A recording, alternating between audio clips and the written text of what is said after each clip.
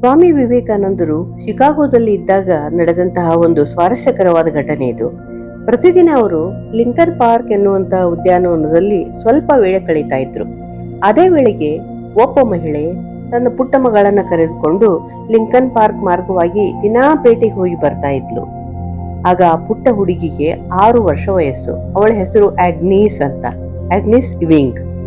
ಪ್ರತಿದಿನ ಸ್ವಾಮೀಜಿಯನ್ನ ನೋಡ್ತಾ ಇದ್ದಂತಹ ಆ ಮಹಿಳೆ, ಇವರೊಬ್ಬರು ಹಿಂದೂ ಸನ್ಯಾಸಿ ಹಾಗೆ ಕಾಣ್ತಾರೆ, ತುಂಬಾ ಒಳ್ಳೆಯ ವ್ಯಕ್ತಿ ಅಂತ ಕೂಡ ಅನಿಸ್ತಾ ಇದೆ, ಇವರೊಟ್ಟಿಗೆ ನನ್ನ ಮಗಳನ್ನು ನಾನು ಇಲ್ಲೇ ಬಿಟ್ಟು ಹೋಗ್ಬೋದಲ್ಲ, ಆರಾಮವಾಗಿ ಕಾರ್ಯ ಮುಗಿಸ್ಕೊಂಡು ಬರ್ಬೋದಲ್ಲ ಅಂತ ಯೋಚಿಸಿ ಸ್ವಾಮೀಜಿ ಅವರ ಬಳಿಗೆ ಬಂದು ಕೇಳೇ ಬಿಡ್ತಾಳೆ, ನಾನು ಪೇಟೆಗೆ ಹೋಗಿ ಬರ್ಬೇಕಾಗ್ತದೆ, ನಾನು ಬರೋವರೆಗೂ ತಾವು ದಯವಿಟ್ಟು ಈ ನನ್ನ ಮಗಳನ್ನ ನೋಡಿಕೊಳ್ತೀರಾ ಎಂದು.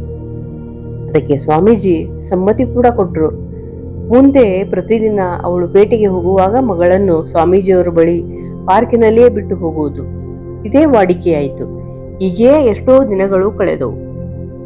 ಹಲವು ವರ್ಷಗಳ ನಂತರ ಸ್ವಾಮಿ ವಿವೇಕಾನಂದರ ಖ್ಯಾತಿ ದೇಶ ವಿದೇಶಗಳಲ್ಲಿ ಹರಡಲಾರಂಭಿಸಿತ್ತು. ಬೇರೆ ಬೇರೆ ಪತ್ರಿಕೆಗಳಲ್ಲಿಯೂ ಅವರ ಭಾವಚಿತ್ರಗಳು ಕಾಣಿಸಿಕೊಳ್ಳತೊಡಗಿದವು. ಒಂದು ದಿನ ಸ್ವಾಮೀಜಿಯವರ ಒಂದು ಭಾವಚಿತ್ರವನ್ನ ತನ್ನ ಮಗಳು ಆಗ್ನಿಸ್ಗೆ ತೋರಿಸುತ್ತಾ ಆ ಮಹಿಳೆ ಹೇಳ್ತಾಳೆ, ನಿನಗೆ ಈ ನಿನ್ನ ಸ್ನೇಹಿತನ ನೆನಪಿದೆಯೇ?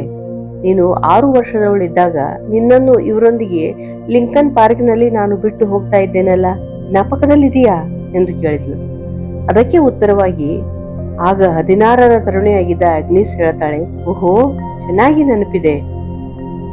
ಆಯಿಗೆ ತುಂಬಾ ಆಶ್ಚರ್ಯ. ಅಷ್ಟು ಪುಟ್ಟ ಮಗುವಾಗಿದ್ದಾಗ ಸ್ವಾಮೀಜಿಯವರೊಂದಿಗೆ ಕಳೆದ ಕ್ಷಣಗಳನ್ನು ಇನ್ನೂ ನೆನಪಿನಲ್ಲಿ ಇಟ್ಟುಕೊಳ್ಳಲು ಸಾಧ್ಯವೇ? ಮಹಾತ್ಮರ ಸಂಘದ ಸಿಹಿಯೇ ಹೀಗೆ ಏನೋ. ಬೇರೆ ಏನೆಲ್ಲ ಮಹತ್ವದ ವಿಷಯಗಳನ್ನು ಎಂದಿಗೂ ನೆನಪಿನಲ್ಲಿ ಇಟ್ಟುಕೊಳ್ಳಲು ಆಗದೇ ಇದ್ದಂತಹ ಆ ಹುಡುಗಿ ಈ ಹಿಂದೂ ಸನ್ಯಾಸಿಯನ್ನು ಮಾತ್ರ ಮರೆತಿಲ್ಲವಲ್ಲ, ಅದೆಂತಹ ಆಶ್ಚರ್ಯ ಎಂದೆಲ್ಲ ಯೋಚಿಸತೊಡಗಿದಳು.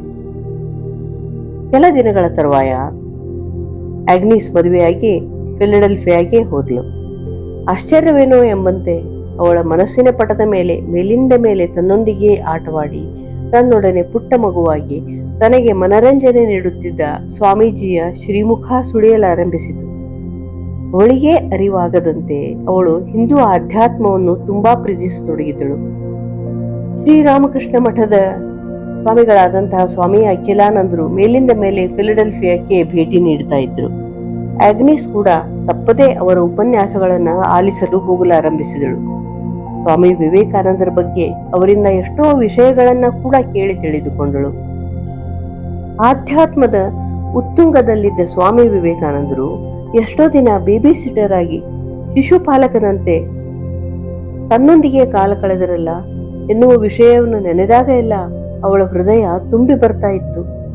ಕಂಬನಿ ಧಾರೆ ಧಾರೆಯಾಗಿ ಹರಿಯುತ್ತಿತ್ತು. ಅವರೊಂದಿಗೆ ಕಳೆದ ಸಮಯವನ್ನ ಮೆಲುಕು ಹಾಕುತ್ತಾ ಮೈ ಮರೆಯುತ್ತಿದ್ದಳು. ವಿಶೇಷವಾದ ಆನಂದದ ಅನುಭೂತಿಯನ್ನ ಅನುಭವಿಸುತ್ತಿದ್ಲು. ಈ ಘಟನೆ ಮಹಾತ್ಮರ ಒಂದು ನೋಟ, ಒಂದು ಸ್ಪರ್ಶ, ಒಡನಾಟ ಏನೆಲ್ಲ ಮಾರ್ಪಾಡುಗಳನ್ನು ಮಾಡಬಲ್ಲದು ಎನ್ನುವುದಕ್ಕೆ ಒಂದು ಜೀವಂತ ಉದಾಹರಣೆಯಂತಿದೆ. ಲಿಂಕನ್ ಪಾರ್ಕಿನಲ್ಲಿ ಆಗ್ನೇಸ್ಳೊಂದಿಗೆ ಸ್ವಾಮಿ ವಿವೇಕಾನಂದರು ವ್ಯವಹರಿಸುತ್ತಿದ್ದ ಬಗ್ಗೆ ಅವರ ಜೀವನದ ತತ್ವವನ್ನು ಸ್ಪಷ್ಟವಾಗಿ ತೋರಿಸುತ್ತದೆ.